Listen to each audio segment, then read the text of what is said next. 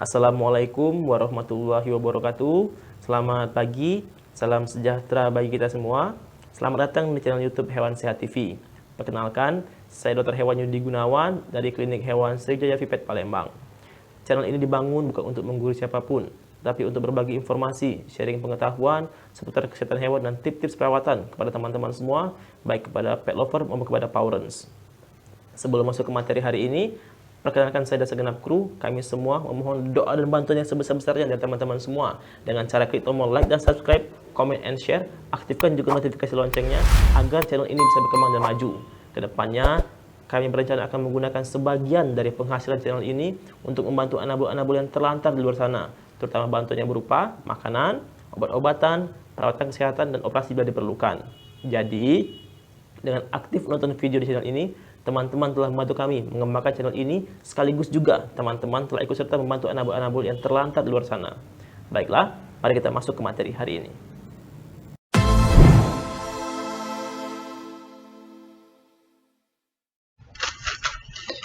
Nah, teman-teman pawrent dan pet lover, kalau kita searching di internet tentang ivermectin, banyak sekali muncul berita tentang penggunaan ivermectin ini sebagai obat COVID-19.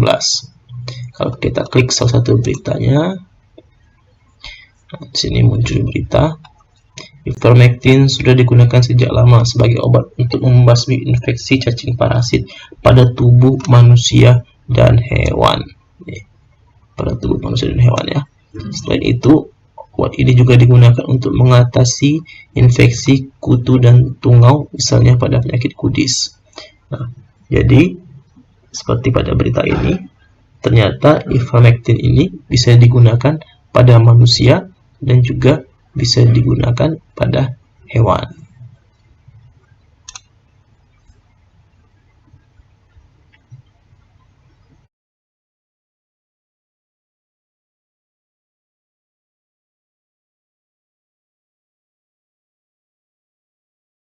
Ya, dua-duanya. Ivermectin bisa digunakan di manusia dan juga bisa digunakan di hewan. Ivermectin yang diproses diolah sedemikian rupa untuk kebutuhan manusia, jadilah ivermectin obat manusia. Sedangkan ivermectin yang diproses diolah sedemikian rupa untuk kebutuhan hewan, jadilah ia ivermectin obat hewan. Konsep ini juga berlaku bukan hanya untuk ivermectin, tapi juga untuk hampir semua jenis vitamin dan obat-obatan. Saya kasih contoh lagi, misalkan antibiotik. Contohnya amoxicillin. Ini antibiotik yang paling umum ya, yang paling lumrah. Teman-teman pawrent dan pet lover pasti pada tahu semua dengan amoxicillin ini. Nah, sama-sama amoxicillin, tetapi amoxicillin yang diproses, diolah untuk kebutuhan manusia, jadilah ia amoxicillin obat manusia. Sedangkan amoxicillin yang diproses, diolah untuk kebutuhan hewan, jadilah dia amoxicillin obat hewan. Walaupun sama-sama amoxicillin, tetap ada bedanya antara amoxicillin obat manusia dengan amoxicillin obat hewan. Jadi, ada bedanya teman-teman ya.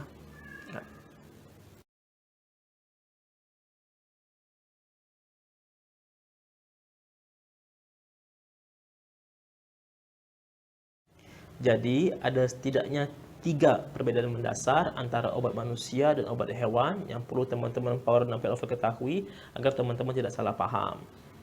Yang pertama adalah perbedaan peruntukan atau tujuan dari obat itu sendiri. Ini ada keterkaitannya dengan pengujian efektivitas dan keamanan dari obat itu sendiri. Yang namanya obat itu kan sebelum dijual di pasaran, sebelum dijual umum, itu harus diuji dulu, dites dulu, terutama pengujian efektivitasnya dan keamanannya. Apakah obat ini efektif untuk mengobati penyakit atau tidak? Apakah obat ini aman untuk dikonsumsi atau tidak? Nah, obat manusia yang memang tujuannya, peruntukannya untuk manusia, maka segala rangkaian prosesnya, rangkaian pengujiannya yang tentu yang hanya berhubungan dengan manusia, sehingga dihasilkanlah obat manusia yang efektif untuk mengobati penyakit pada manusia dan aman untuk dikonsumsi oleh manusia itu sendiri. Begitu pula sebaliknya, obat hewan yang memang peruntukannya ditujukan untuk hewan, maka segala rangkaian proses pengujiannya, pengujian efektivitas dan keamanannya, ya tentu saja hanya yang berhubungan dengan hewan, sehingga diharapkan nanti dihasilkan obat hewan yang memang efektif untuk mengobati penyakit pada hewan dan aman untuk hewan itu sendiri.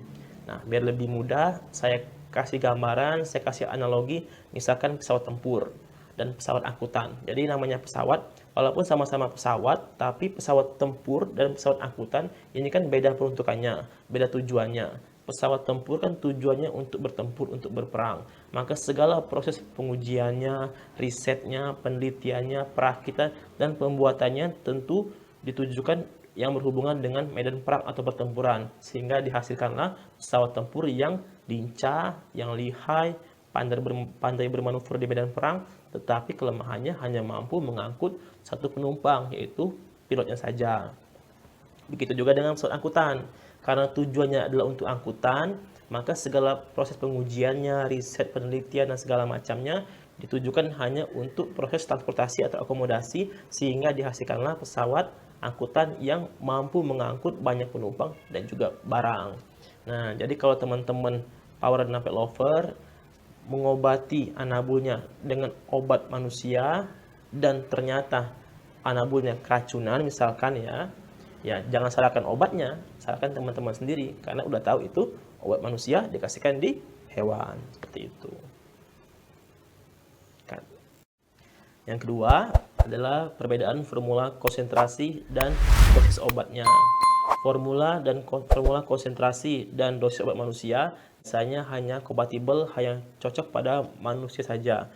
Begitu pula formula konsentrasi dan dosis obat hewan biasanya hanya kompatibel, hanya cocok pada hewan saja. Perhitungan formula konsentrasi dan dosis obat ini biasanya yang berhubungan dengan umur dan berat badan. Formula konsentrasi dan dosis obat manusia lebih simpel karena perbandingannya, klasifikasinya hanya pada berat badan dan usia biasanya. Contohnya, anak-anak umur sekian sampai sekian, dewasa umur sekian sampai sekian, lebih simpel karena tidak ada perbandingan spesies lain, hanya satu spesies yaitu manusia saja. Tapi lain halnya dengan formula konsentrasi dan dosis obat hewan. Formula konsentrasi dan dosis obat hewan tidak cukup hanya pada perbandingan klasifikasi berat badan dan umur saja, tetapi juga pada perbandingan spesiesnya juga. Sebagai contoh, walaupun sama-sama anak-anak, tetapi berat badan anak-anak pada anak kucing itu sangat berbeda jauh dengan berat badan pada anak sapi, di mana berat badan anak sapi bisa 50 bahkan 100 kali lipat lebih berat daripada anak kucing. Inilah kenapa formula konsentrasi dan dosis obat hewan lebih rumit karena ada perbandingan spesies. Itu baru kita bicara 2 spesies saja, baru kucing dan sapi. Baru anak kucing dan anak sapi, belum kita bicara sapi dewasa dan kucing dewasa. Belum lagi kalau kita bicarakan hewan lain seperti anjing, kuda, dan sebagainya. Nah, kondisi ini juga lah yang membuat obat-obat hewan bisa menjadi lebih mahal karena memang proses pembuatannya, perhitungan formula konsentrasi dan dosisnya juga lebih rumit.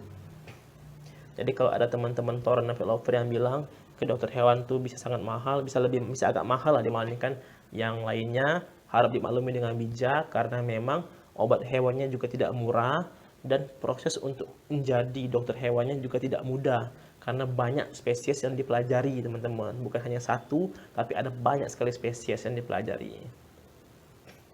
Oke teman-teman. Yang ketiga adalah kontrol dan registrasi obatnya.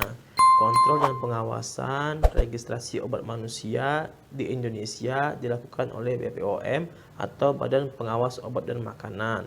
Sedangkan kontrol pengawasan dan registrasi obat hewan di Indonesia dilakukan di Kementerian Pertanian karena memang urusan kesehatan hewan di Indonesia ada di bawah urusan Kementerian Pertanian. Dari informasi yang kami sampaikan di video ini, kami harapkan teman-teman semua Power and Pet Lover bisa mengerti perbedaan antara obat manusia dan obat hewan. Kami juga menghimbau kepada teman-teman power dan pet lover untuk tidak mencoba-coba memberikan obat manusia ke hewan, apalagi sebaliknya memberikan obat hewan ke manusia. Karena urusan kesehatan itu bukan urusan main-main, bukan untuk coba-coba. Jika memang anabulnya, hewannya ada dugaan sakit, terkena penyakit, segeralah bawa ke dokter hewan terdekat, ke dokter hewan langganan Power and Pet Lover agar bisa mendapatkan pengobatan yang sesuai.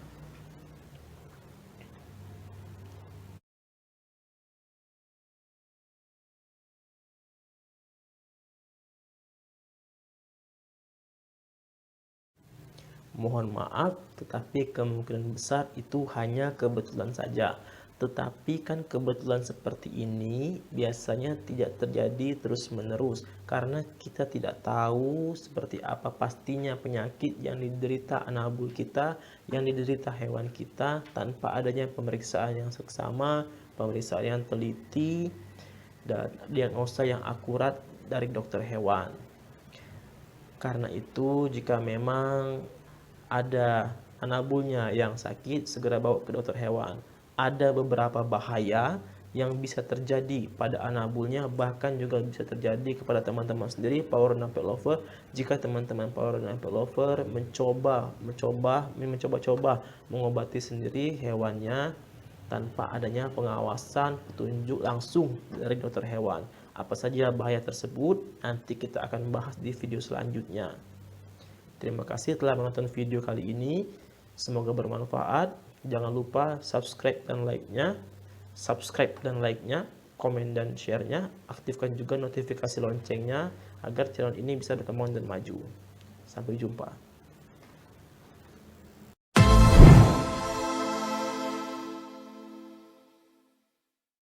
Baiklah, terima kasih telah menonton video kali ini dan semoga informasi yang kami sampaikan bermanfaat bagi teman-teman semua. Sekali lagi, kami mohon doa dan bantuan yang sebesar-besarnya dari teman-teman semua dengan cara klik tombol like dan subscribe, comment, and share. Aktifkan juga notifikasi loncengnya agar channel ini bisa berkembang dan maju sehingga kita bisa membantu lebih banyak anabul yang terlantar di luar sana. Kepada Powerens, kami juga ingatkan, jangan lupa kontrol anabulnya ke dokter hewan minimal sebulan sekali. Karena apa? Karena mencegah jauh lebih baik dan lebih murah daripada mengobatinya. Sampai bertemu di video selanjutnya. Sekali lagi terima kasih. Wassalamualaikum warahmatullahi wabarakatuh. Selamat pagi, salam sejahtera bagi kita semua. Bye.